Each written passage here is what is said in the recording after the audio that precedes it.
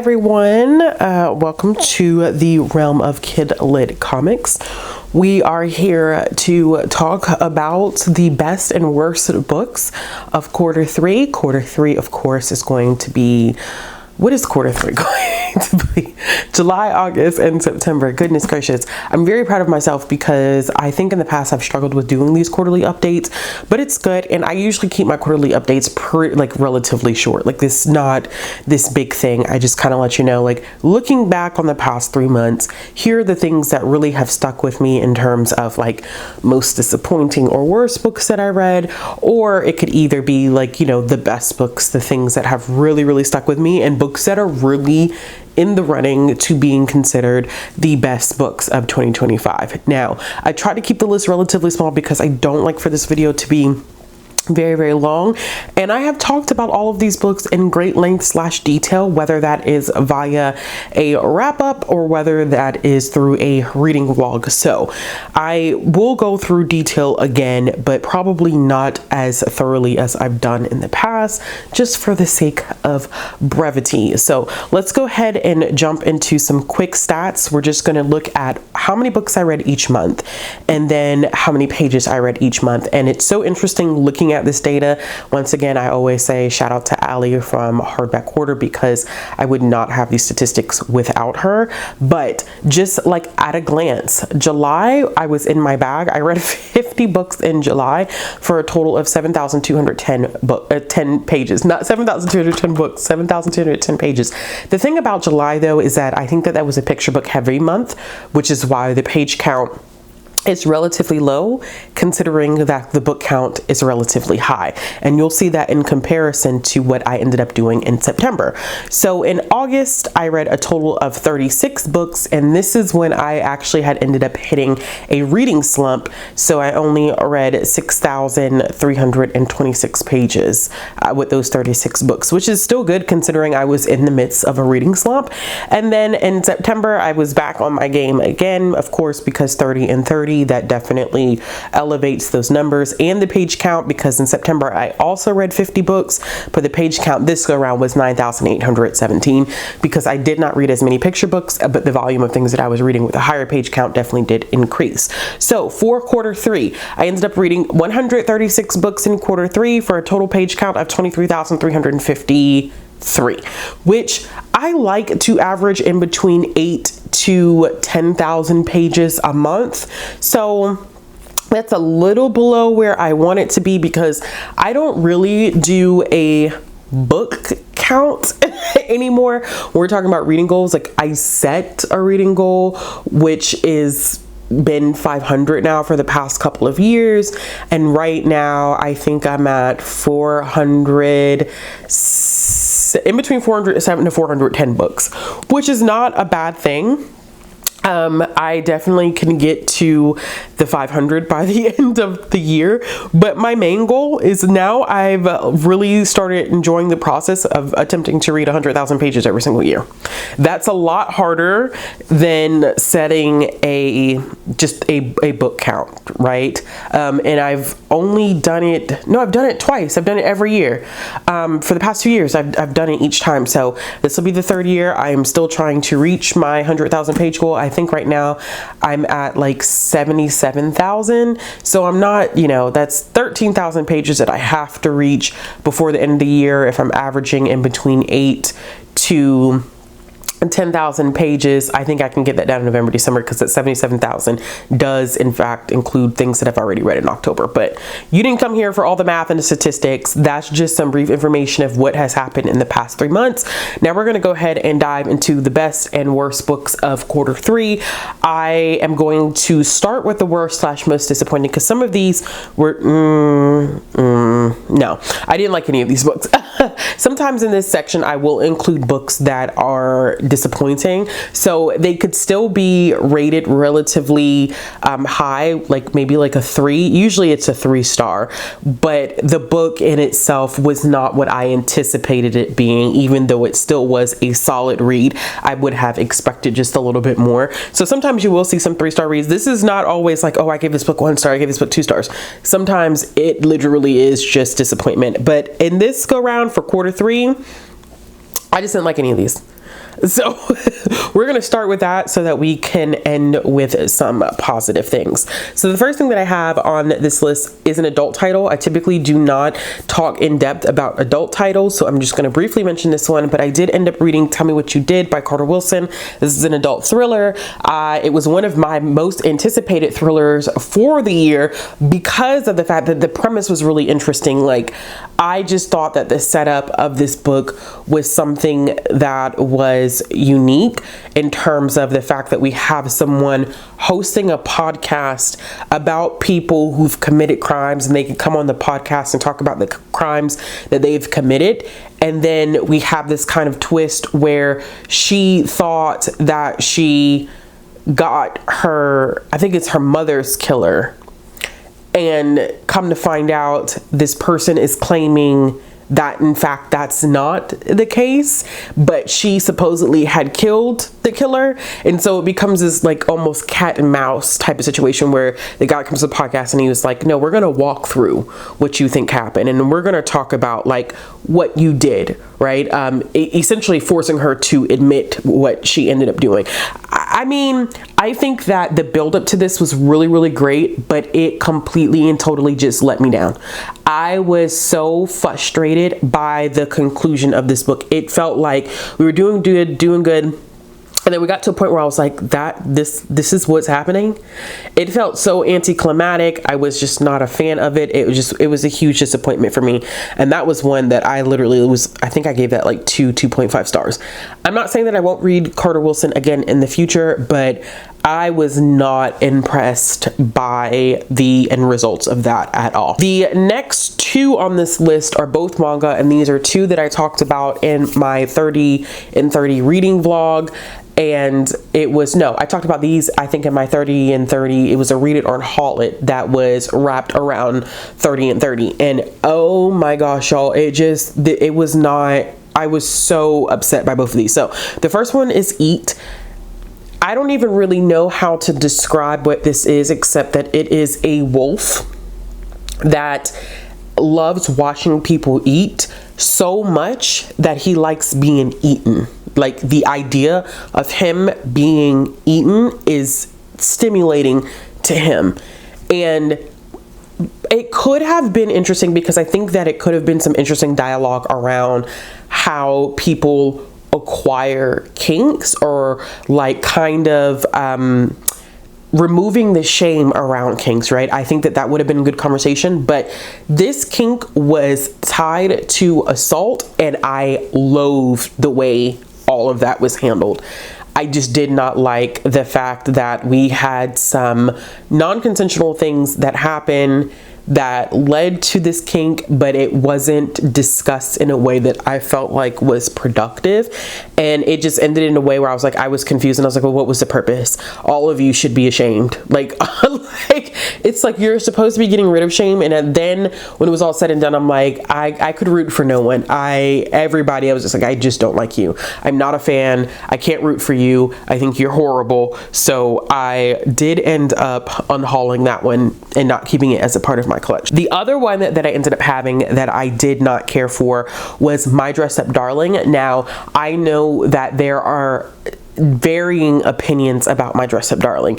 It is a manga that focuses on a kid who is really good at designing dolls. It's a family thing, and he's gotten really good at it, but he's particularly isolated, like socially isolated, doesn't really have a lot of friends, doesn't want to be known as that kid that's obsessed with making dolls, making doll clothes.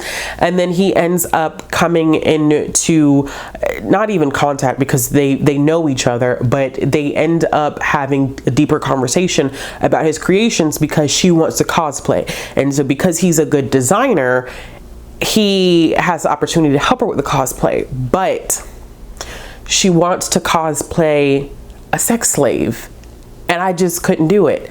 I think that the manner in which she's portrayed is hard and in some areas unnecessary, but the rebuttal to that is that it is in fact told from the perspective of a 15-year-old boy. And so there are so many different elements that have to be taken into consideration when you are reading this one. I thought it would have been a great opportunity to talk about like men in the fashion industry and men who are interested in designing clothes and kind of the gendered stereotypes that come with that.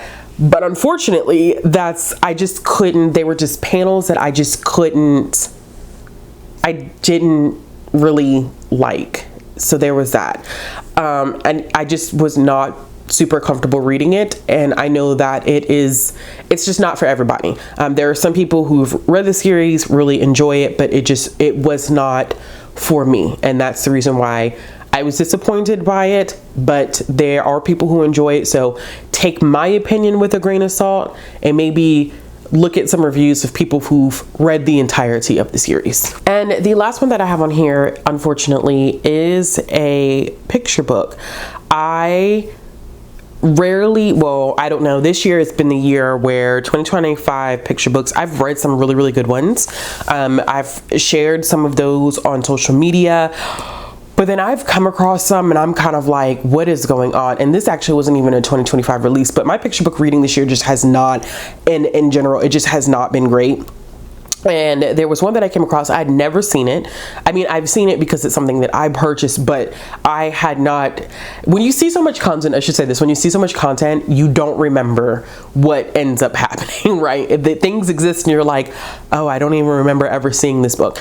I don't ever remember seeing this book. It came out last year and I was like, oh, Bright Light in Buenos Aires. It was about the Jewish community in Argentina. And I was like, okay, this should be interesting. I did not like it, y'all. I didn't like it. I don't even know how to really describe what I didn't like. It just was so disjointed. And honestly, I didn't understand what the purpose of the book was. I think the intention was to highlight the Jewish community, but it just did not. That's not what happened. And reading this picture book for me was like reading a train wreck, and I'm not sure how that made it across an editor's table and everybody was like, green light, this is great work. I'm not sure how that happened. I've had conversations with other people who are in the industry, who are authors, and there is a change in quality of what is being published. And a lot of that, I think, happens in the editing process, where there is this rush to push out books that have certain representation, which is great. We always love to see more, but the quality also has to be maintained at a certain point. And I don't think that that's necessarily happening with everything. So that's where we get into that situation where things are relatively unfortunate, not even relatively unfortunate, it's just straight unfortunate. So I did not like that one at all. All right, let's dive a little bit into the best books of 2025 quarter 3. I actually had a lot. I was actually shocked when I was going through my spreadsheet. I was shocked at how many 5-star books I had for quarter 3. I don't think it was something that I was necessarily anticipating. It wasn't something that I originally was like, oh yeah, blah, blah, blah, blah, blah. You know, I have a lot of 5-star reads that I genuinely did not realize that I had so many 5-star reads. And so I was pleasantly surprised to go through and see like, oh, okay. I did end up reading a lot of things that I enjoyed in quarter 3. So I didn't include every book that I've given 5 stars. I think that would be quite obnoxious for me to do that, to include every book that I've given 5 stars. But I did pick out 5 that really, really stood out to me for a plethora of different reasons. One of these books, actually, now that I'm looking at my list, is actually not a 5-star read, but it is one that I really want to highlight because it brings something different to the table in terms of nonfiction, and I think it's good for the intended audience. So the first one that we have, I can't believe I read this book in July. I feel like I read this book earlier, and I'm also very surprised I still do not have a physical copy of this book. It needs to happen like soon, like sooner than later. I've got to get a physical copy of this book because I love this book, and I am going to be very, very upset if this book is not a Newbery contender. I think at minimum it should get a Newbery honor. That's my personal opinion. I'm not on the committee, so I don't know. I guess we'll end up and see where I'm at if I got anything right next year. But I do think it's a good Newbery contender. And that is The Undead Fox of Deadwood Forest. I've talked about this book a lot. I have recommended this book a lot to a lot of people. And everyone that I've recommended the book to has really, really, really enjoyed it. And that makes me very, very happy because it is a very good book. It is a book that explores so many different themes, grief being one of them, in a way that I was not expecting. It follows this fox that lives in a forest, and his responsibility is to help people navigate animals. I should say not people, help animals navigate the afterlife. There are 4 options that these animals have, and he is supposed to lead them in the right direction. If he does not, then what ends up happening is that they circle back around, they come right back to him, and he has to do the process all over again. So there is a badger that comes, and he automatically is like, you're just annoying. Like he's like, you've got to get out of my face. And so he sends her on her way, but then she loops back around and is like, yeah, I just kept walking and I ended up back here. So clearly he sent her on the wrong path, and it's closely tied to a prophecy that he received where there's supposed to be a changing of the person who has this responsibility. So they go off on this journey to figure out what is happening, like why this is not working, explanations behind the prophecy, and we get to see just the background of this fox's life unravel, like slowly. And there is a moment, and I keep bringing this moment up because I think it's such a beautiful moment. There is a moment where he literally has his garden destroyed, but he's had so many other emotional moments build up and he completely falls apart. And I was like, oh my gosh, as an adult, even I get that. I think kids definitely will get that, where you just feel so overwhelmed that you just have a breakdown. But it was like, you have been so strong up until this point. You've put everything on the back burner. You've avoided, you've coped, you've dealt, and then you realize, holy crap, I've dealt with nothing. And then you just completely fall apart. It is literally the final crack in the dam and everything just released. It was such beautiful writing, storytelling. Highly recommend listening to that one audio. I love that book so much. I will not shut up about that book, and I'll be so upset if it doesn't at least get a Newbery honor. I will be so pissed because it deserves it. The next one that I have on my list is another. I love books that are depressing, apparently. I mean, I think I've known this about myself, but every time I look at these lists, I'm like, goodness gracious, girl, these books are dark. But the second one I have on my list is Please Pay Attention. This is by Jamie Sumner. I have learned at this point, do not read Jamie Sumner if you do not want an emotional vibe. Because one thing that Jamie is going to consistently do is give you emotions, and this is no different.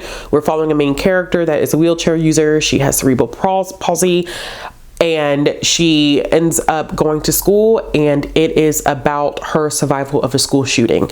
I cannot recommend this book enough, and I cannot tell you how timely this book is.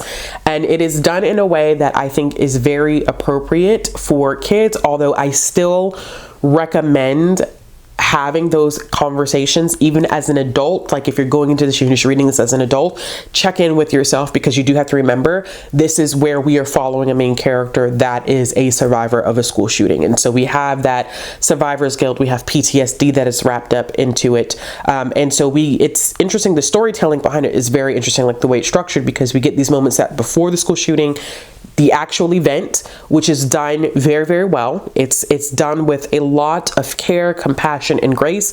And that's because Jamie also lost a close friend, a faculty member that was, I can't remember what year or what school, please forgive me for that, but lost a close friend that was on faculty and was a victim of a school shooting. So there's a lot of care and compassion that's done with that specific scene, and how you read it. It's I don't know how to explain it until you read it and you get to that point, but you can tell that there's a lot of care that went into writing that scene. And then the following moments, the PTSD, the fear, pulling myself together, the fear that this poor baby feels, in just going to school, being out, hearing loud noises, things just are not the same. And I said the first time I reviewed this book that books that address school shootings are becoming more commonplace, and I hate that. I hate that I can start to curate a list in my mind of books that address school shootings. I hate that with every fiber in my soul, because that shouldn't be a part of society that authors can draw from to have kids see fictional characters that can relate to their experience. Like, that is abysmal to me. But it is a great book in the sense that these kids who experience school shootings are traumatized for life. They will forever have to deal with the after effects of surviving a school shooting. And I think that the thoughts and prayers, and we move on, we disregard so easily the children who have to continue to live life after they've lost teachers and friends, after they've seen such violence in person. Like, those images don't go away. And I know that firsthand. I remember the first time I saw a gunned down body, and I'll never forget what that looks like. You don't ever forget what that looks like. So with that being said, I highly recommend, but I recommend also checking in with yourself and checking out content warnings attached to that. Next, we have Pretty Girl County by Lakita Wilson. Love this book. If you like Elise Bryant or Joya Goffney, let me tell you, you will eat Pretty Girl County down. It is about PG County, which is in the DC, Maryland area. And we're following two close friends. Well, they used to be close friends. They're no longer close friends. And it has to do with the impact of wealth disparity, especially in tight-knit relationships where we have one character who's come into money and one that has not, and her family still struggles, and what happens in the dynamic of their friendship. They do come back together because they need each other. One is headed or trying to go to FIT, but got waitlisted, and so she's trying to throw this huge fashion show, and so she calls on her friend who is a web designer of sim clothes, and they work together, and we see them try to repair the relationship, but they have to go back through things that have happened. There are some side romances. I just think that this was very well written, and very much so gave me that fix that I've been looking for, because whenever I look for Black young adult contemporary romance, Elise Bryant and Joya Goffney are my go-tos. And Lakita filled this void that I did not know that I was having. And I'm so excited that this is a topic that she explored. I love that a lot of this book was a love letter to Black writers and Black creators, and just the Black community. It was just very well done. It was very, very well done. If I could give this 1,000,000 stars in the world, I absolutely would. After that, we have the second book in which is the only physical copy that I have. But you know what? It's okay, because I am doing better about reading my physical TBR. But we have Tristan Strong Destroys the World. Now, I can't really say much about this. I talked about this a little bit in my September wrap up, but this is the second book in the Tristan Strong duology. And while I like Tristan Strong Punches a Hole in the Sky, I loved this book. I think Kwame does such a good job exploring mythology as it applies to the African diaspora, and really pushing Tristan and his comrades to like their limits, right?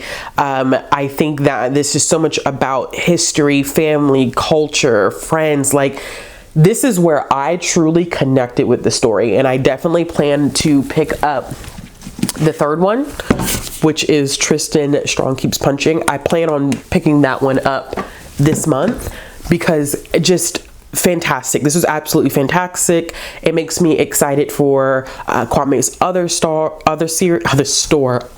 series, Jax Freeman, which now only has 2 books out. So I kind of want to hop on that now while I can. You know what I'm saying? Just try to get it while I can before I get too removed from the series. But it does make me excited to continue to read more of the stuff that he has done. But if you haven't started the series, or if you feel like you got kind of caught up with the first book, I highly recommend sticking with it, checking out and get through the first book, get to the second book. I promise you it will not disappoint you. The last one that I have on this list is one that is not a 5-star read, but it's one that I wanted to include it because I really enjoyed this book, and I haven't highlighted this author enough on my channel, and I want to make sure that I do highlight her. So it's Death in the Jungle. and it's by Candace Fleming, who is an exceptional nonfiction writer.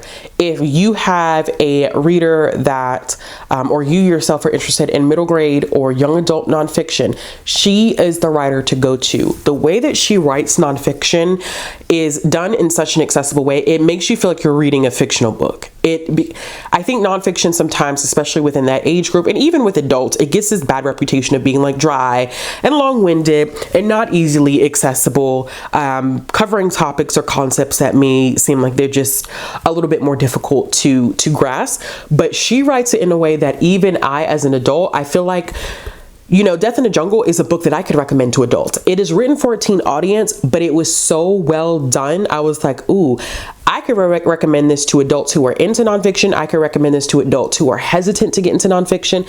It really does transcend age to some degree, right? Like, I wouldn't give this book to a 10-year-old just because of the content in it, where we are covering Jonestown.